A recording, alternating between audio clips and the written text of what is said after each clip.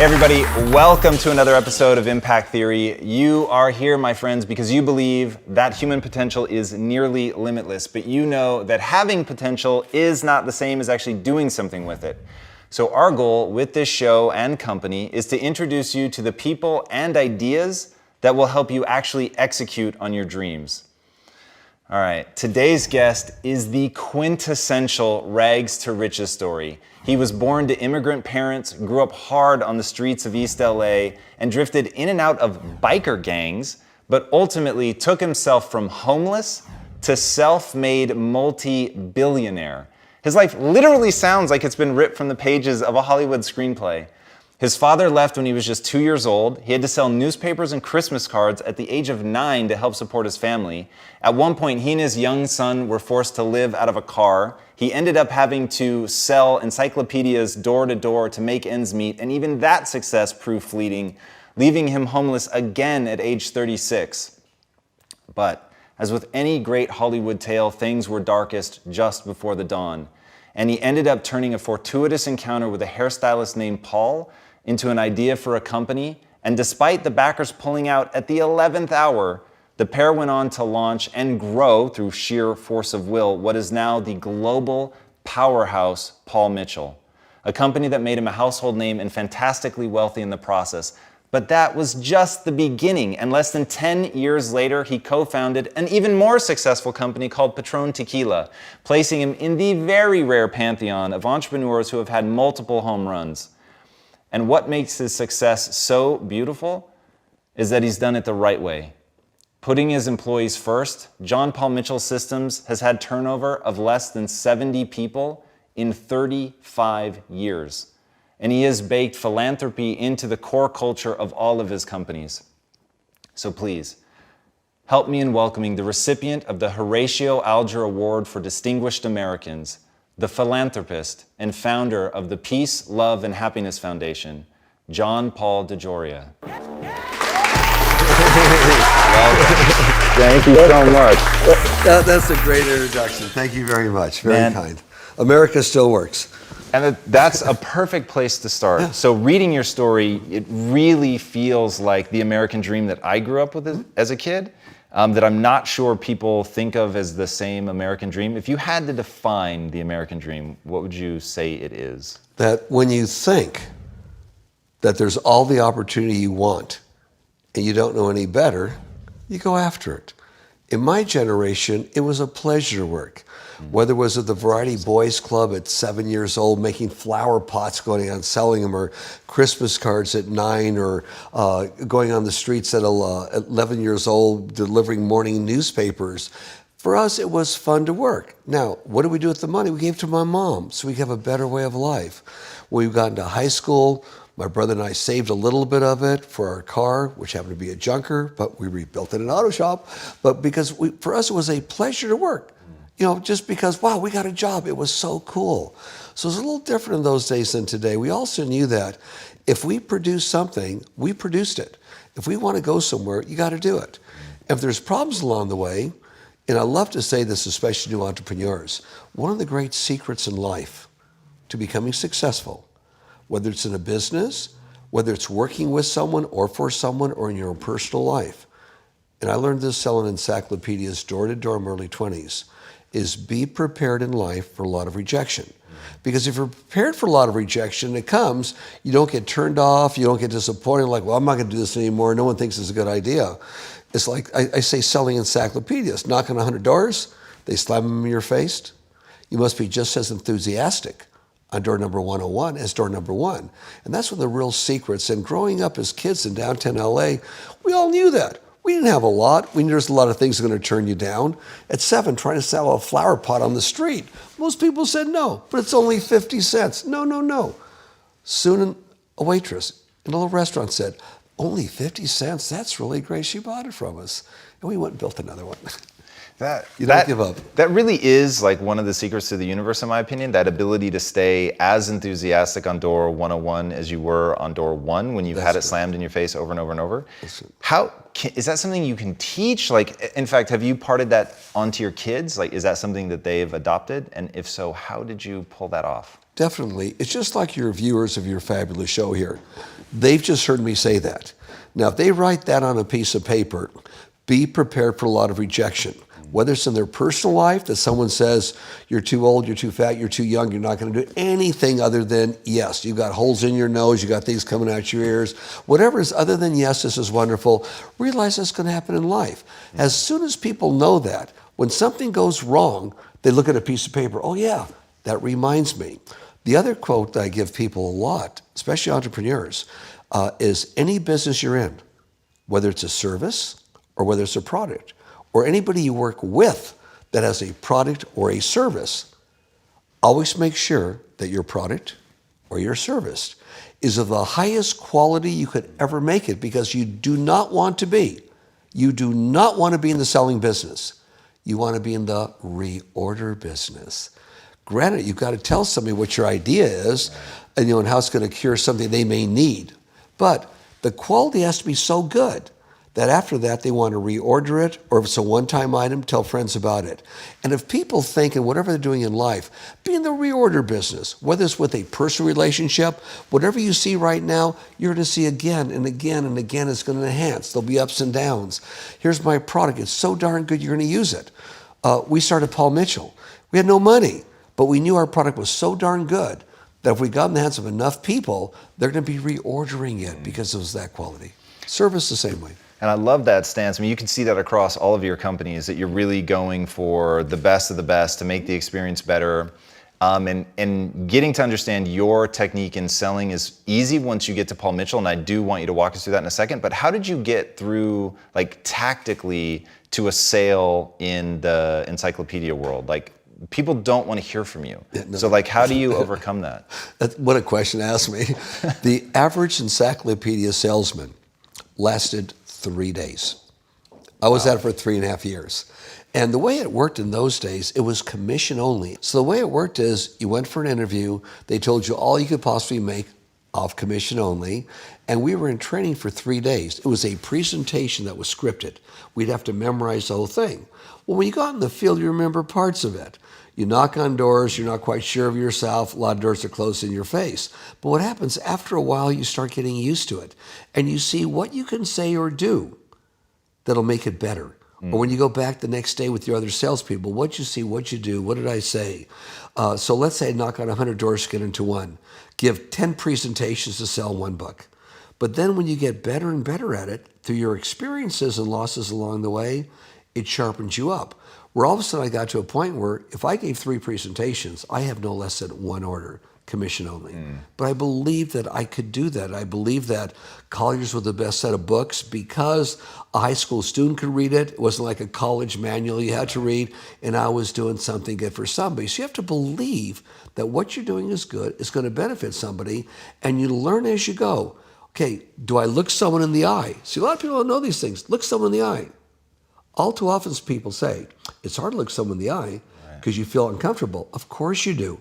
They're not on the same wavelength you're on, or the same frequency. So what do? How do you overcome that? You learn these things along the way. You look them right between the eyes or at their eyebrows. Looks like you're looking them in the eye. I've been working on a book for a couple of years with some of these tips, and it's not ready yet. Maybe next year it'll be ready. But there's all these things. And of course, smile. Smile's the most wonderful thing God gave us. And you don't smile when you first talk to somebody. You smile before you knock on their door. And if your day sucks, you fake it. Hi, how you doing? Because when you smile, everything changes. People change. It's interesting. I've heard you talk about that before, how even on a phone call, if you smile on the other end, like, and if somebody's having a bad day, you were like, oh, if you walk into an elevator and people are like totally turned in on their own world, that just a smile can literally change their brain chemistry. I think that's really, really a powerful reminder. How much do you think that doing the door-to-door sales sharpened you, trained you to be successful in business? Tremendously. If they still sold encyclopedias door to door, all of my children would be inclined and made to do that for at least 3 months. What an experience. You're on your own. You make no money unless you do something, and they're not even expecting you. You go there door to door and try and get in and try and tell somebody these books are going to be good for you, and here's how you use them. Yeah, I really hope that people listening heard that if that was a thing, you would still make your kids do it, because it's such a profound proving ground. It's a way to sharpen your skills. It's a chance to handle rejection. So I did door-to-door sales for a while. I was not the man you were, I assure you. I did it probably for about 3 or 4 months. But it is the loneliest. Like, it is so awkward. Like, they don't want you there, and you have to literally each and every time talk yourself up, get in a space where you can come, put the smile on. And to the people that are able to do that and develop the internal game in order to get to that point, I think is just super critical. Sure. And a lot of people want the easy answer, not realizing that going through the hard thing is the thing that's ultimately going to toughen you up, right? You're struggling, hard times befall you, you've got to go do something. How do you know what to do? Sometimes you don't. Sometimes you don't know what the hell to do. You're just out there doing it, and you just kind of learn from your own experience or go with whatever your heart tells you to do. And if something goes wrong, you ask somebody, God, here's what I said. Was that right? You just kind of improve yourself. But many times if you're there, you don't have an answer, go with your heart. Give an answer, just say, I really don't know, but I'm going to find out and I'm going to get back to you. Yeah, I love that attitude. Like, were you actively saying in your head as you approached going up to knock on these doors that each one of these is an opportunity to learn something? Mine kind of was, this in the beginning, okay, was successful people do the things unsuccessful people don't want to do. I'm going to knock on their door. Da, da, da, da. You would literally repeat that? Oh, yeah. That's where I learned that one phrase. It was a great phrase, my gosh. And then if you're going out there for 3 or 4 hours and then you still haven't gotten to the door, given a presentation, the second phrase that God knows where it came from, it just came to me was, when the going's tough, the tough get going. One more door, one more smile. And it was tough. It was, I think, a week before I even sold my first set of books, but I just kept going. I love that there's no secret formula to your success, that it's really been these basic building blocks, convincing yourself to do it. In fact, walk people through, how do you go from, you show up one day and your wife is walking out the door and she hands you the keys and, basically she leaves, you're in your darkest hour. You've explained pretty well, like, how you don't get stuck at level 1. Right. Well, that was level -1 or 2. Okay, at that time. Yeah, I'd been the master of ceremonies for the Sportsification and Recreational Vehicle Show that weekend, had something new to do the following week. But whatever little money we had in the bank, she took. That check coming from them wasn't coming in for 1 week. And needless to say, she didn't pay the rent. I didn't know it, didn't pay the electric bill. Within 3 days, we were out of there. It was kind of down. And I think at that time, coming from an environment where you run across a lot of things that are very disappointing, I just looked at, okay, I have no money, I have a kid, okay, got a hold of an old car that was loaned to me. Okay, we got a house now. We can put some of our stuff, our blankets will go in there, our clothes will go in there, right? We'll store the rest of my mom's house. I was too proud to tell my mother, Mom, I'm down and out. I got a kid, Bella split. Mom can't have my own room back, my son next to me. I was stupid. This happened twice in my life. I was ashamed to even tell her. So I knew that there were Coke bottles everywhere in those days, or soda pop bottles. 2 cents for a little one, 5 cents for a big one. I went around collecting them, which helped with ecology. Cashed them in those days. Every grocery store, every liquor store had to give you the money. And how did you keep going though? Like, how did you not, okay, I'm out of survival mode now, so now I'm there. And most people stay there forever. Like, how did you get to the next level and the next and the next? Well, for me it was, I knew I had to work. Plus I had this little kid. So I would drop him off at 2.5 years old to a little nursery school. At that time, the one I went to was free. The city actually had one. I'd go out and have a job. Many of the other guys we were around didn't have jobs, but I knew I needed a job to take care of myself, my son, and be able to one day have enough money to get an apartment and move on. And did you plan things like that out? Did you say, okay, list item number 1, apartment or job, or like, how did you put the plan together? Number 1 was just survival, period, and not having to tell my mom what I'm going through. Again, it was pride, stupid pride. But then after that, it was one thing led to the other. I had one thing, the survival part was taken care of. Then it was, okay, what do I want to be doing, and how do I do that? Well, the first thing is, you got to have an income, you got to have a job. Then I just started getting it together, and things fell in place. Now, along the way, there were jobs I had where I was fired at those jobs for the dumbest reasons in the world. But each one I was fired from taught me something. There were 3 companies in the beauty industry I worked with. I was the vice president of 2 of them and the national manager of 1 of them. And each one of my divisions did very well while I was there. In one case, I was the trainer for the whole company, and they grew 50% in millions of dollars while I was there. Wow.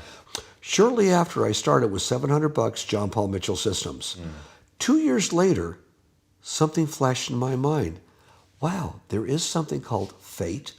There is something called your destiny. If you don't do it, be open, it could do it for you. Had I not worked for all 3 companies, it would have been impossible to start John Paul Mitchell Systems with $700 or any amount of money. Each company I reflected taught me a different thing.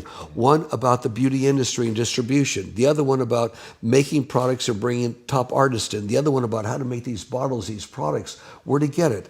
All 3 were stepping stones for me, and I never knew it. Goes back to what we were talking about, rejection. Be prepared for a lot of rejection.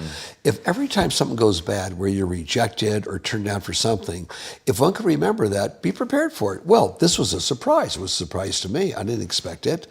But when it happened, it was, well, it's meant to be to do something else. I was just meant to do something else. Look at the backer. Our backer pulled out. I needed $500,000 Paul Mitchell to start John Paul Mitchell Systems. Yeah, this story is incredible. I had to have $500,000. I knew that. Our backer pulled out the last minute, never got a dime, and I stopped doing everything I was doing. And how last minute are we talking here? Like that day. We just had to pay for the artwork, $1,000. Then we had the silk screener set up, the bottle company set up, the filler set up. It was all set up with 30-day credit because they knew me in the industry. I did well. It was going to go good. Now, what was the blessing on that one? We struggled, but we believed what we had was the best. The blessing was we each had 30%. The investors would give 40%. We end up with owning the company. Have you ever talked to the investor that pulled out? Well, Oh, he's got to be kicking himself. Yeah. What an incredible opportunity. That's like a master's class in business right there. Of, necessity. It was necessity. But so many people shut down with necessity. Yeah. And I mean, look, it's not a surprise that with that attitude that you've gone on to have the kind of success that you do. And the thing that I try to really get the next generation of entrepreneurs to understand is there's like just tactical business principles that you have to understand. And some of it's pure psychology, and some of it is just knowing that there's always another solution. Really, if people break down the things that you do, and ending with the final thing that I think you have a real gift for, which is the things that you're telling yourself to stay motivated, to keep pushing forward, to understand that when you're at that dark moment, that there is a path out of this, and that you have to look for that and keep pushing and smile. It's like all these like really basic things that you've stacked on top of them. So how then do we go from that to the Paul Mitchell that we know today? Well, obviously it was hand to mouth for the first 2 years, but we knew we had the best there was, and we just kept on working it and working with it, telling hairdressers, we'll be the first one to never cut you out. Most people have gone in the beauty industry and said, hey, we're only going to be in salons. A lot of companies, all of a sudden they're in department stores, they're in drugstores and supermarkets. But we kept on telling people, if you ever, and you still do today, see Paul Mitchell in a drugstore or supermarket, it's either counterfeit or from the black gray market. We don't put it there. We only put it in salons. But the demand for Paul Mitchell exceeds where you could get it. It's only in salons, and maybe only in 10% of all salons. So people know it's the best there is, and people can actually pay full retail in a salon for Paul Mitchell, put it on their drugstore shelf up at $2, and they sell every bottle they have because people don't know what it costs. They just know it's really, really good stuff. So we kind of kept with what we had and always make sure any new product we came out with was the best it could possibly be. Well, what's interesting about the beauty industry and quality, my first 3 products are still some of my best sellers. And we've had them now for almost 37 years. Wow. It's that quality. Make sure of your service or your product's the very best it is. Plus, we gave back along the way. We gave back along the way. We were the first never to test on animals and say you can't. Wow. We were ridiculed. Our competitors put us down because they were doing it. 10, 15 years later, they had somebody else do it, so they couldn't say we were doing it. We helped change things, and we were very proud that we did that. So we kept our values and kept it only in a business and realized there's no free lunch. We kept on working. You seem to have a really strong internal set of values. When did that begin to take shape in terms of policies that you could implement in a company? Was it right away? Did that take time? When I worked for other companies, some of them, not to mention any names, were so bad, they would treat people the old way. I'm the boss, here's what you're going to do because I'm the boss, right? Or there were times, for example, where maybe I had $1 for lunch. You can't get a lot for $1. So I just knew that that's how I was. And if I had a company that I had control of, by gosh, everyone was going to be treated the way I wanted to be treated. So the minute we could afford it, everyone had free lunch. Whether you had money or not, you have free lunch. We pay for it for you. Carpool will pay for that. So we started doing things for people that I wish happened to me. Maybe that's part of fate. Maybe because a lot of things along the way weren't so good, that as things started getting good, it was so easy for me to share with our people, so easy to do that. People sometimes don't save money. As soon as we possibly could afford it, we started profit sharing. We're at the end of every year, and we'll take that profit sharing and put it in a retirement fund for you. It's yours. It's yours. If you're here so many years, it goes with you no matter where you go. But it's yours. That's your money. That's really incredible. And how much do you think that sort of golden rule approach has fed into your ridiculously low turnover rate, which is literally almost unprecedented? I mean, that's crazy. True. I try and treat people exactly the way they'd want to be treated, exactly the way I would have wanted to be treated. I'm happy with my people. I realize my people are the company.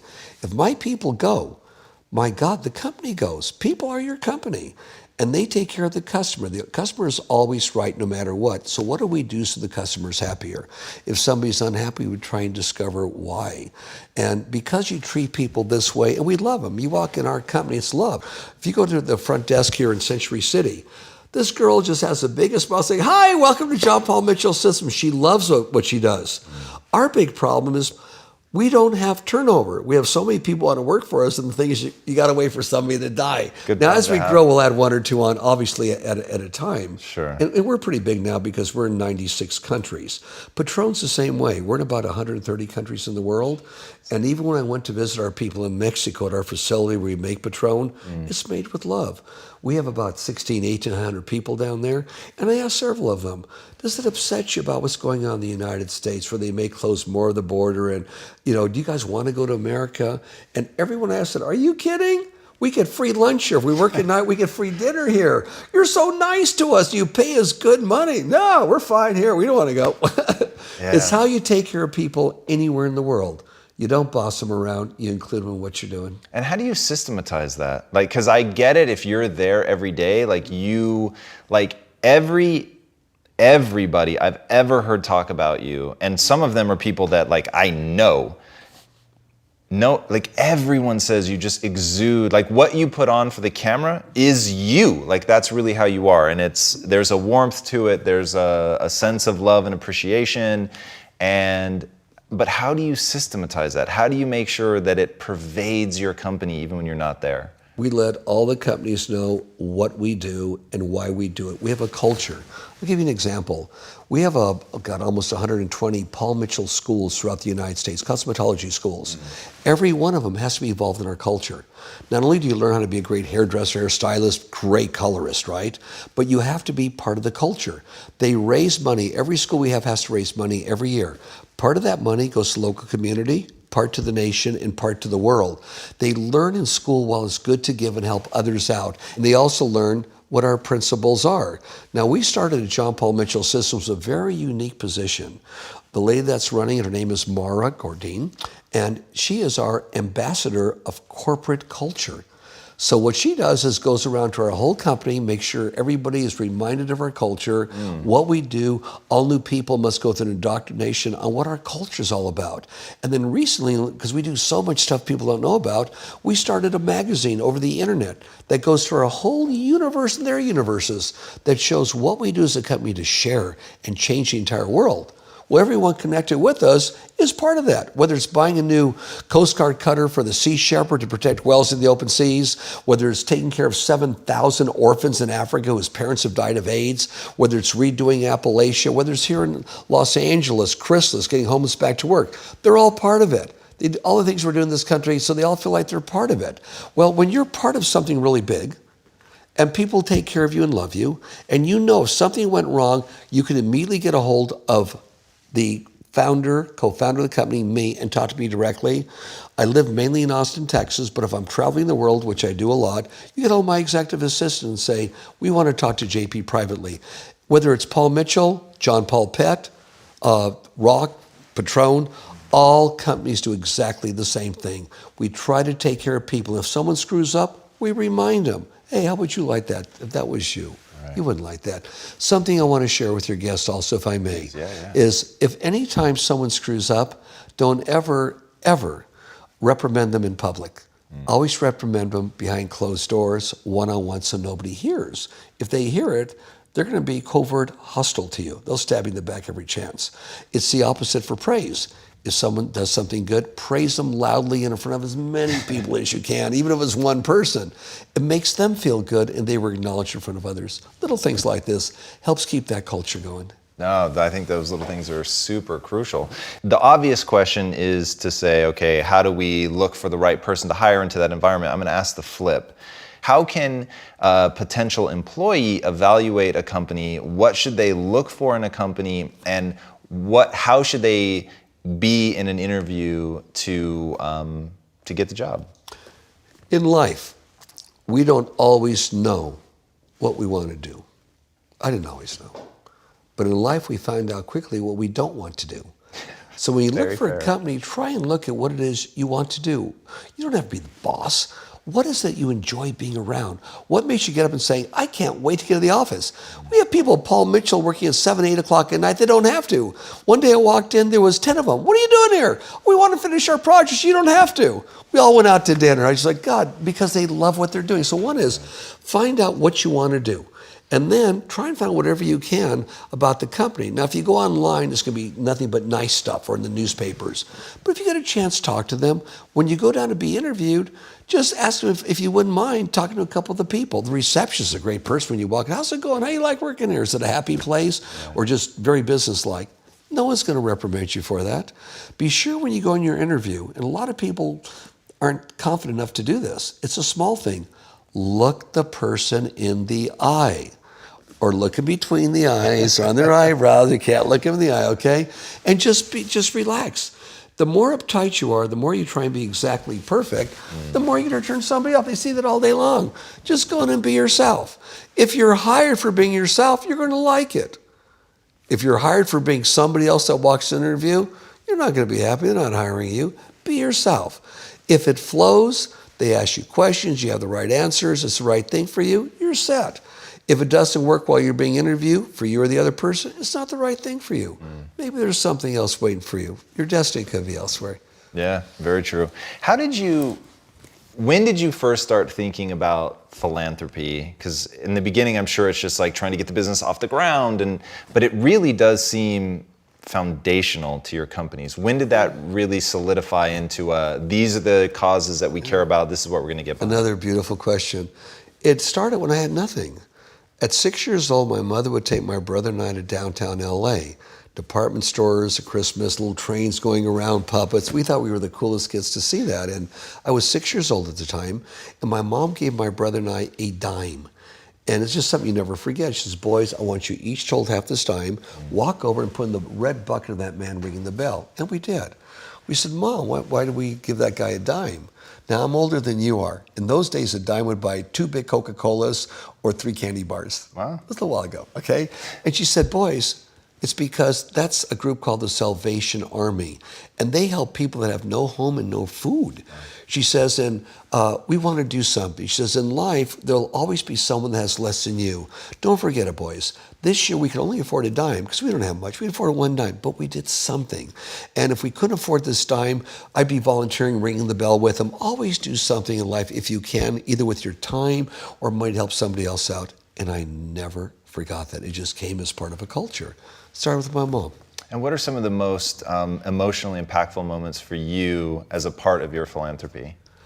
I think going to Africa the first time and meeting some of the 7,000 children, ages 1 day to 12 years old, all parents have died of AIDS, or the kids that are thrown away. all the kids are brought there into these various orphanages where we feed them, we protect them, we educate them. One of the most touching moments on that was while I was there, we had a photo shoot. We brought the orphans in. It was a photo shoot we did, a campaign one year. We had all these African children in our hands. And one little boy, we'll guess his age to be a year and a half, 2 years old, was the only one not smiling. And the story behind him was that he was pulled out of a trash can the day before, dropped off as they were leaving. They said, well, no, and they brought him with them there. And the boy was just bewildered. Trash can, he was skinny as can be. And the other kids were, eating little candy bars that were given to him, the thing of soda pops. And before we left the photo shoot, he picked up a soda pop and drank it, and we were just hugging him. And the kid smiled. It was like tears come out of the eyes, just beautiful. If I could share this also with your people, it's a very nice lesson to learn about giving, is in life. Whenever you could do something for somebody else and ask nothing in return, not even a thank you, nothing, just do it because it has to be done, you'll get the greatest high you'll ever have in your life. Greatest high. There's no drug, no nothing that'll surpass that. And I know what high's all about. I'm a child of the 60s. Anyways, but it's the greatest high in the world. The greatest high in the world. There's nothing that'll surpass that. Tell me a little bit more about Grow Appalachia. Sure. So your system there is pretty interesting. It's sort of the don't give a man a fish, teach him to fish. Oh yeah, it started in about 2010 when people were hungry on food stamps, and I found out through one of my staff members there was about 150,000 families on food stamps. I said, well, let me try and take on half of them if I could at least. So I paired up with Berea College to give me assistance. I paid for it all. And the deal was to go into the country where these people are, try and get with churches, community centers, and I would pay for the irrigation, the seeds, everything. Wow. And Berea would help me with some volunteers, and I paid a couple people full-time to work for us. We would teach people how to grow their own vegetables. First year was this: grow your own vegetables to feed you and your family, and here's how you can things in jars for the winter. So you have food all year long. Oh, that was pretty good. Phase 2 would be this. Phase 2 is now you know how to do it, you grow more. What do you do with the excess you have?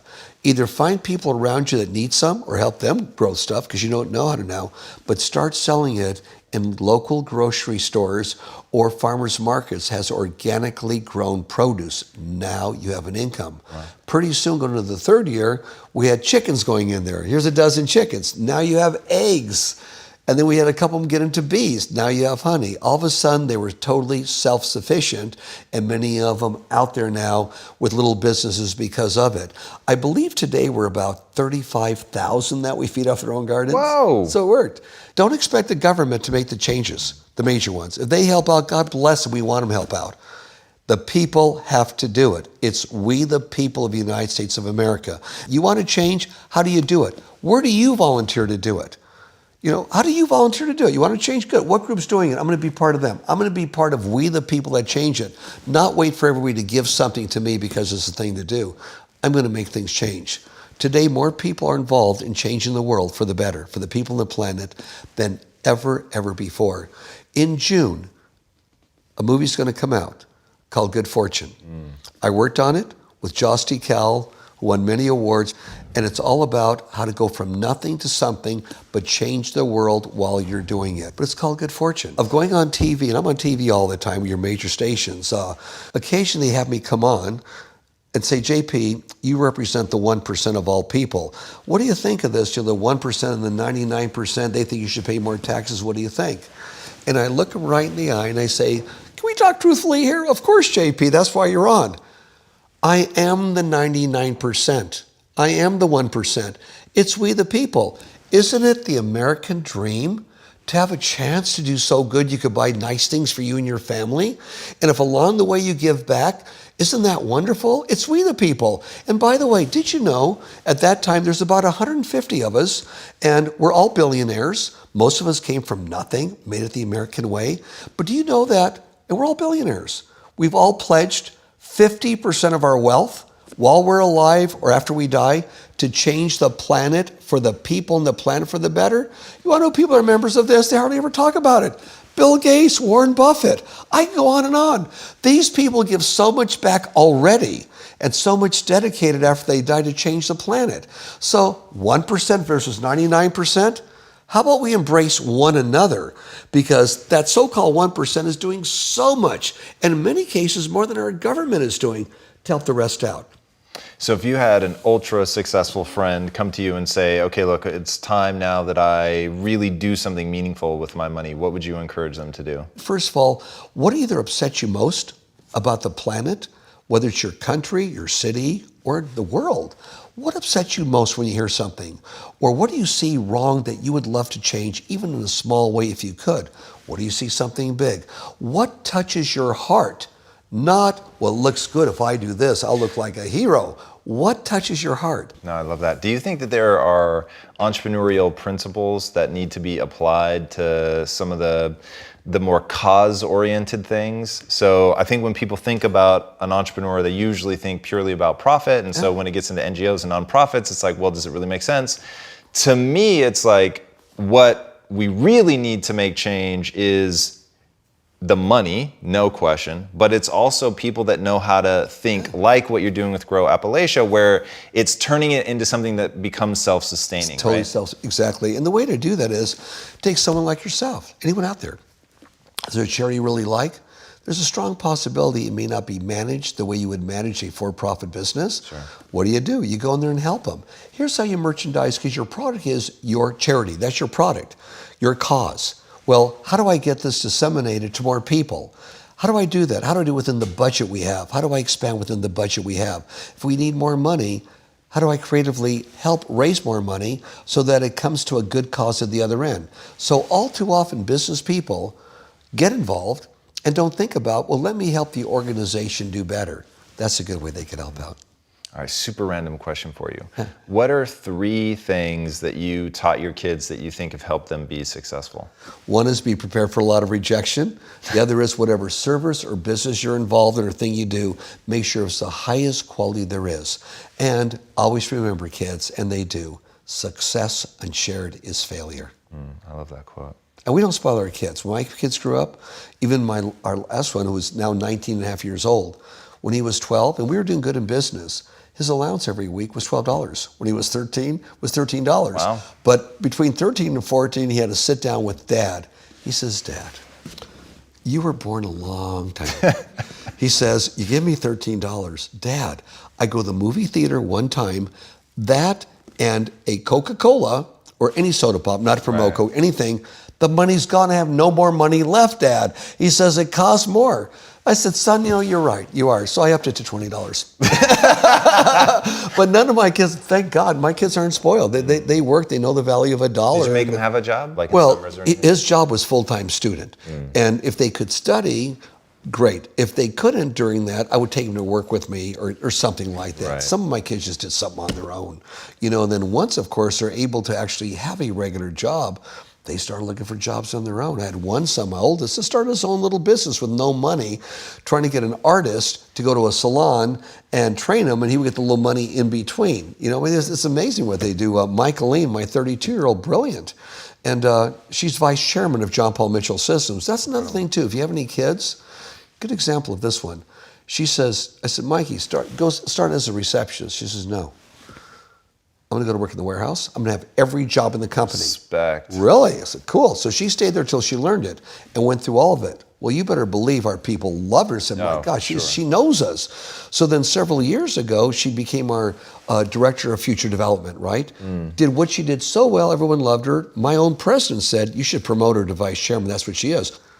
It's really, really interesting because I'm imagining them all following your, like the 4 Ps and then making sure they have the best product. And so, yeah, it's the 4 Ps. You got to profit people, be positive, and help the planet. I love to be positive. How did that make the list? So of all the things in the world that you could say are like the secrets, that being positive is one of the main things that people need to do. How did you happen on that? In life, whether it's personal or people around me, when you see people that are positive, that look at something good and something bad that took place, they move along in life faster, they're better, and people want to be around these people. I mean, too often people gossip. Then one gossip person wants to be around the other person that gossips. But they don't realize when you gossip, you're saying something you heard about somebody else. You're telling everybody, What if part of it was wrong? You're going to go out and tell every person you told this, oh, I'm sorry it was wrong. Tell everybody you told. It's not going to happen. So it's things you learn about. Don't gossip. Don't belittle people if you don't have to. God, please don't. Try and look at the positive angle. What good could come out of something? And that positiveness is going to make you live longer, happier, and wake up in the morning happy, not, oh my God, I gotta go to work. I can't wait till I get home. I want to retire. Because people were not positive, they were not happy. And what happens when they retire? They hate their job, they retire, 3 or 4 years later they're dead because they have nothing to do. That positive attitude, be around positive people, encourage positiveness. If you find yourself walking around just complaining all the time around people that complain a lot, man, move or just try and do something different, change your life. Being positive and a positive attitude is find something positive and something bad. Makes you look for solutions. When I was down and out, pop bottles, let's get the pop bottles, cash them in. I love that because until you said that, I knew that people listening were thinking, well, it's easy for you to be positive, you're a billionaire. So, but the fact that you were positive even when you had to be looking for the bottles to recycle, to make ends meet, to get your 99-cent meals, that's incredible. All right, I have a question. In today's environment where the business landscape is so crowded and it seems like all the good ideas have already been taken, how can you go in and create space and build a company in today's environment? The best way to explain it is by actually doing something. Let's take a huge business throughout the world, one of the biggest, telecommunications. You have giant phone companies. You have servers that on your cellular phone is almost like a lifestyle now, right? Well, how does someone get in that industry and all of a sudden you get all the giants you're going up against that have multi-millions and billions of dollars? How do you do it? Well, you look at what the industry is lacking and pull the industry into it. I'll give you an example. It's one of my latest companies, ROK, R-O-K Mobile. ROK Mobile, believe it or not, we found the openings, I'll tell you how we did it, for $49 a month on your cell phone, any smartphone. We found a way to give people all their telephone calls to the United States and Mexico, 500 international minutes free, their texting, their data, all their music, over 20 million songs, $100,000 worth of accidental life insurance, telemedicine, 7 days a week, 24 hours a day, a doctor's on the other end of the phone with you, talking to you, see what's going on. Now, and pick your carrier. Who works best for you here? Now, how do we pull this off? Yeah, exactly. With these giants? Well, we did a little research. We know people want their lifestyle, if possible, to be on that cell phone, if possible. But a lot of people can't afford a cell phone, or they pay so much money. Average person that I talk to pays $100, $200, sometimes $300 a month. Go international, it goes crazy on you. But so we did this. We went to, for example, the music companies, the big music companies. You know, you have Warner Brothers, you have Universal, you have Sony, right? And said, guys, we'd like to be another avenue for you and your artist, one you don't have right now. Yeah, sounds pretty good. We give you a piece of it all. Good. Went to 500 other labels, got them to come on board. Went to a big carrier and said, look, we know that you have something called the churn, a new word I learned, where every year 20-25% of your business you lose to another carrier who has a better deal. Here's what we have. At that time we had just the music, we had the texting, the data, and that, right? They said, yeah, we could probably get some people back with that. And then we were able to go to insurance companies and say, we're predicting we're going to have all these millions. And by the way, we took out a patent. We have the patent on an app that would have, whether it's medical insurance, any kind of insurance on there. And little by little, they all got involved. All of a sudden now, we're in telecommunications in a very, very big way. Wow. But the better part of it is this. How do I go back to my startup to help those people out? Variety Boys and Girls Club in East LA, where I would pay 25 cents for wood and sell it for 50 cents as a big wooden flower pot, right? So we thought, let's help them out. Let's help the inner city in New York. Let's help Harlem. Let's help people out.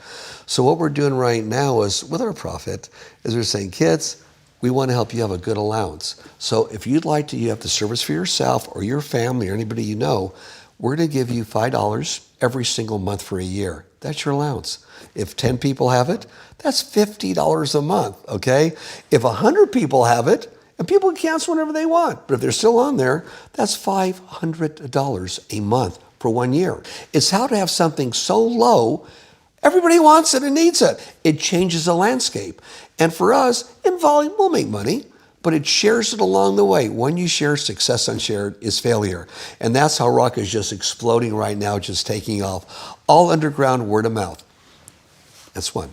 I'll give you another one real quick. We found out that 3.7 billion people have the cold sore virus. Oh. 2 out of every 3 people have it, right?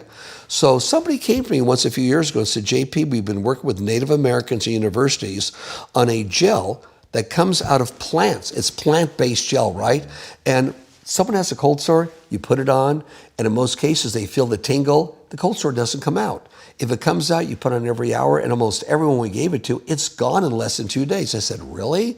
So we started giving it to people. All of a sudden, people are saying, oh my God, this gets rid of that cold sore, and it's invisible in less than 2 days. So I spent millions of dollars doing the double-blind studies and everything else. Wow. So now for less than $30, someone could buy a tube of Aubio. AUBIO is what it's called. AU for gold, bio for nature. AUBIO. They go online and buy it. They go to Target. They could go to Rite Aid. They could go to, all these. You guys are already in distribution? Yeah, it's already in distribution. Wow. No advertising. It just got it out there because the people used it and said, wow, this is something. This stuff is unbelievable, right? And there's other, large chains that have it, but for sure, Rite Aid has it, Target and CVS has it also. So we could go in that industry and say we have something new, we have something different. It's realistically priced. We're not ripping everybody off. So as people think about it, look at even these big businesses. What niche would you like to see happen? Cell phones, God, we'd love to see it. Less expensive, no limitations, and we have all these other goodies. Look for that niche. What does it need? How can you put it together and help the environment along the way if you could do it? Yeah, looking for ways to disrupt people and really fundamentally take a different approach. So take an old industry, look at it. What's something that we can bring from today that maybe companies of old aren't thinking about? And sometimes it's even just new technology to modernize the systems, to make it simpler. Oh, yeah. All right, I have one final question for you, but first, where can these guys find you online? Well, I don't have a website. Again, I don't even do internet. Right. But the best way to find me is go to John Paul Mitchell Systems. That's one way, okay? And then here's our philanthropy part. The other is go to patronspirits.com, see what we're doing there, or you can go straight to my foundation. It's called JP's Peace, Love, and Happiness Family Foundation. I love that. And you can see some of the things we do, some of the things we're involved with. Very cool. Or I think if you just go online, type my name, and all kinds of stuff comes. All kinds of stuff comes. Amazing what people say. Yeah. But most of it's good, so that's cool. No, if you get a chance when it comes out, go see Good Fortune. I did it to try and spread the word of overcoming obstacles and how you can do it. No question. I'll check that out in a heartbeat. I read a synopsis of it. It sounds amazing. I mean, it's your life story, so I cannot wait. All right, my final question. What is the impact that you want to have on the world? While he was here on this planet, in his human form, he did something to make the planet better off because he was here. He paid really good rent and was happy because of it. I love that. John Paul, thank you so much for coming on. This was amazing. I can't thank you enough. Guys, this is somebody, like he said, all you need to do is drop his name into Google, and I promise you an avalanche of amazing things are going to befall you. The amount of philanthropy that he's doing is incredible, and when you look at his for-profit companies and see that they have as a part of their very DNA a philanthropic spirit, it's incredible. And it is not surprising to me, even though mathematically I can't make it make sense. It isn't surprising to me that he's had such small turnover. When you put people first, when you actually care, not pretend to care, but you actually care about them and you care about what happens to them, and you're the kind of person that is able to see the positive even in your darkest moments, that even in your darkest moments, you are looking for the path through. You're looking for the next level up. And when you get there, you're looking for the level above that, and never from a predatory standpoint. And here's something that I didn't understand 10 years ago. So let me tell you, when he says that they made a promise to the beauty industry that they would always sell through the salons, he left hundreds of millions of dollars on the table.